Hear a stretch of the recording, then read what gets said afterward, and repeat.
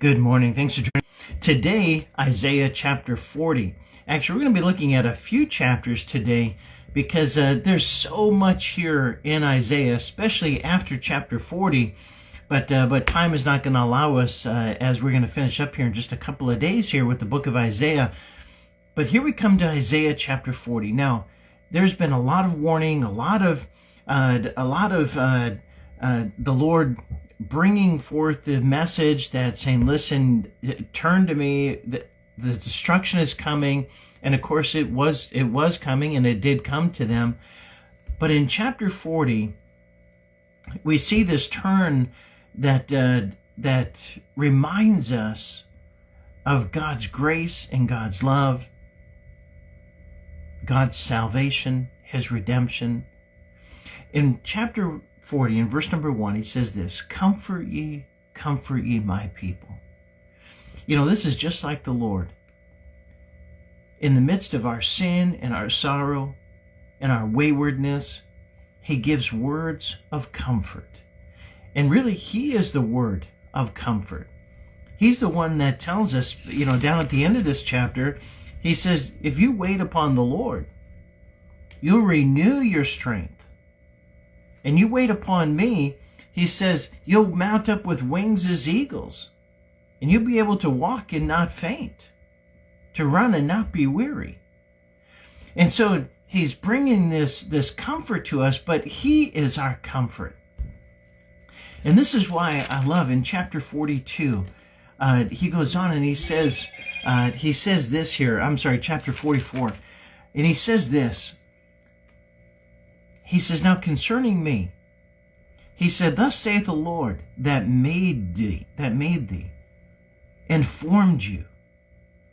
So it's God who has made us and formed us. This is the Lord, the one that wants to bring us comfort. He's made us and he's formed us. He is the first and the last, he says here a little bit later on. But notice here, he's the one that has made us. We didn't make ourselves. We were not an accident. God has made us. He formed us. He says it again. Thus saith the Lord, thy Redeemer, and he that formed thee from the womb. This is the Lord. This is why we protect life. But this is the Lord. He's the one that makes us. He forms us, and he's made all things. Now he goes on in chapter 45. Not only has he made us, but now in chapter 45, in verse number 2, he says this. He says to the king, he says, I will go before thee.